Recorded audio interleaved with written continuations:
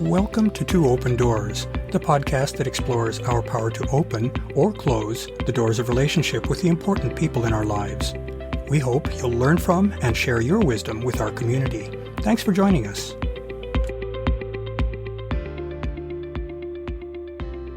We humans are finite creatures.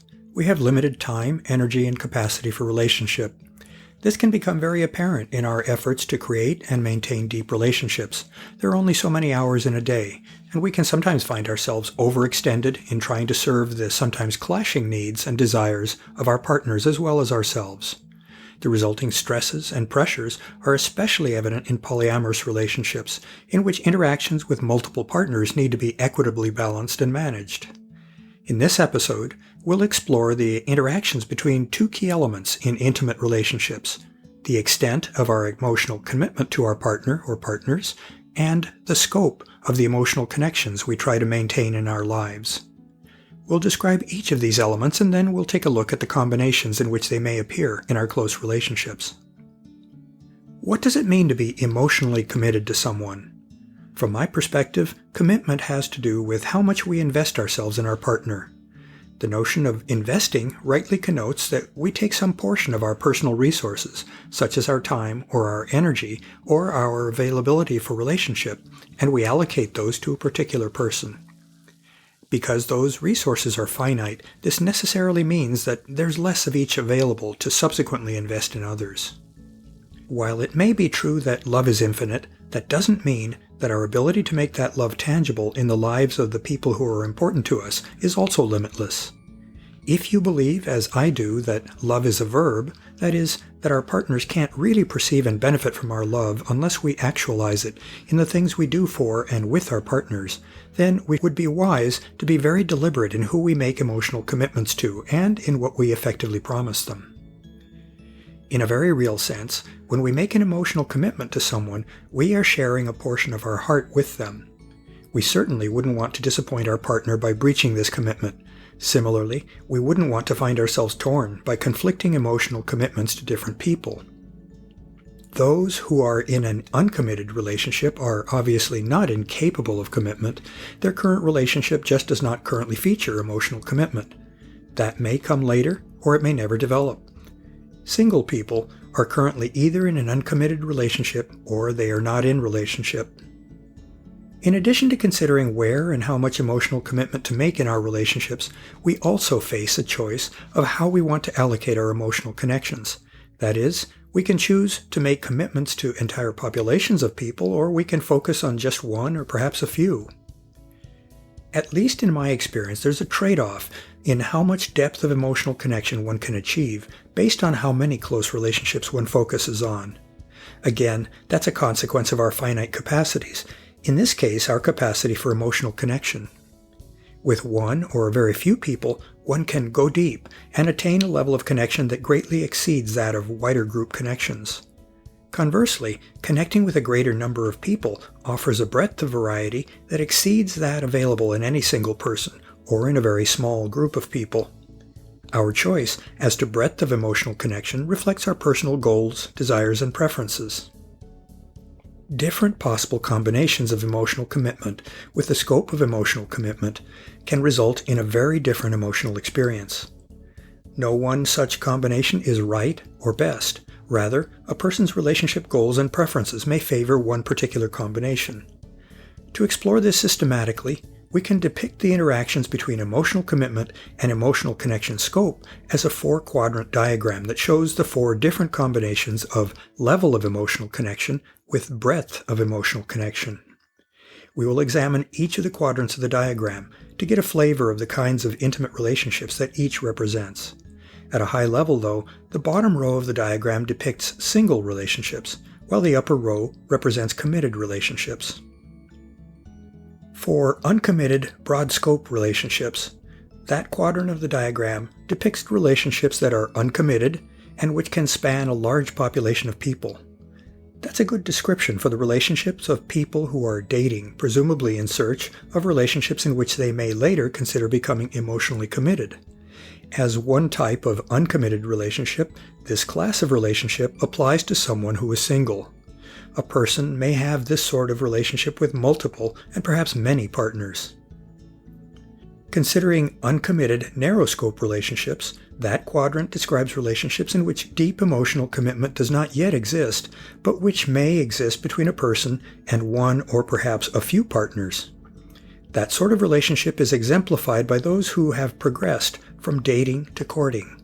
It also describes deep friendships, in which there may well be emotional bonds between friends, but no deep emotional commitment of the sort found in partnered relationships.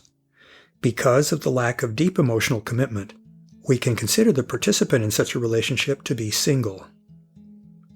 In the first type of emotionally committed relationship, a person who is in a deeply committed emotional relationship has made emotional commitments to a large number of people, perhaps to a particular population. That scenario describes one of the types of polyamory, which means loving multiple people or having many loves. Because of the potentially large number of people involved, I think of this kind of polyamory as community polyamory. I also think of this as broad polyamory to describe the wide focus of partnerships that this style of polyamory entails. One of the earmarks of this type of polyamory is that its practitioners tend to focus on their personal freedom and independence. That is necessary if they are to be able to engage with a large number of partners and if they are to have full, unfettered choice as to who they relate with and how. Many such practitioners prefer a non-hierarchical form of polyamory in which all partners are, at least in theory, given equal value and equal treatment. Another common trait in this type of relationship is a focus on individuality and on self-determination. In each relationship, the practitioner tends to focus on their individual perspective and goals rather than on broad life goals shared with a partner. I takes precedence over we, though of course that does not mean that the practitioner doesn't consider the desires and goals of their partner. Since commitment is spread over potentially many people, the directions favored by a particular partner pairing are diluted by the directions favored by other partner pairings.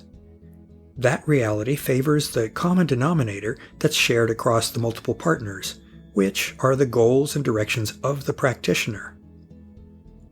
Because our capacity for relationship is limited, and because depth of connection is spread more or less evenly across partners in this broad form of polyamory, this style makes it difficult to establish an especially deep level of emotional connection with any particular partner. In a way, this is what makes it possible for a broad polyamorist to maintain a large number of emotional commitments. Of course, different people have different capacities for emotional connection, so the resulting multiple connections may range from fairly emotionally shallow to relatively deep. From a compatibility perspective, those who favor this type of relationship are likely to be happiest and most satisfied with others of this same class. Such people can find a wealth of potentially satisfying connections within the group that they frequent, where others within that group are also seeking connections. The broad scope orientation is likely to work less well with those who favor narrow scope relationships, since the broad scope practitioner would probably find the narrow scope preferences to be too confining and offering too little variety. The final kind of relationship that we need to review is that which includes highly emotionally committed relationships, which are focused on only one or perhaps a very few partners. That is an apt description of traditional monogamous relationships. It also describes what I think of as coupled or narrow polyamory, to contrast with the style of broad polyamory previously described. Narrow polyamorous relationships are coupled in that the practitioner has a pair-oriented, deep, emotionally committed relationship with their one or very few partners. Often there is only one such partner, though there may be other partners who do not receive the same deep level of commitment. In this style of relationship, both members of a couple focus on the entity of us that they create together. While each partner retains their individual goals and desires, they each direct much of their emotional energy toward the other partner, creating trust, mutual validation, and affection that strengthen the relationship. Us receives ample mindshare to complement the individual I focus of each partner. Because narrow polyamory involves fewer partners than does broad polyamory, the partners in a narrow relationship can often develop deeper levels of commitment and sharing than what is possible in the more diffuse broad relationships. Again, it comes down to a matter of how the finite relationship energy of each participant is to be allocated. Those in a narrow relationship have more time and energy available to share with one or few partners. Narrow relationships aren't better than broad relationships, nor is it the other way around. It's a matter of the relative importance and value that each partner puts on novelty and variety versus potentially greater and richer depth of connection, but with fewer people. Personal relationship tastes and goals vary, and that's fine. From a compatibility perspective, those who favor narrow-scope relationships are probably happiest with other narrow-scope practitioners with whom they can share common goals, dreams, and desires. A pair of narrow-scope partners can dive to unusual depths in exploring each other and the world.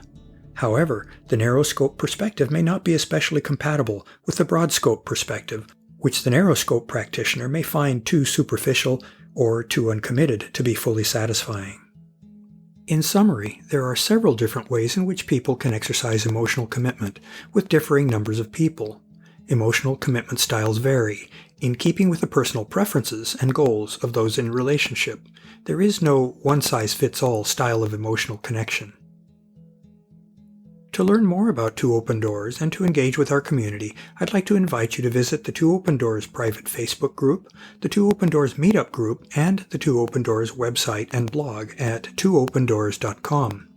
I also invite you to contact me directly by writing to me at Claude, C-L-A-U-D-E, at twoopendoors.com. I'd love to hear from you, and I'll use your inputs to guide my work on future blog posts and podcast episodes. Thanks for visiting Two Open Doors.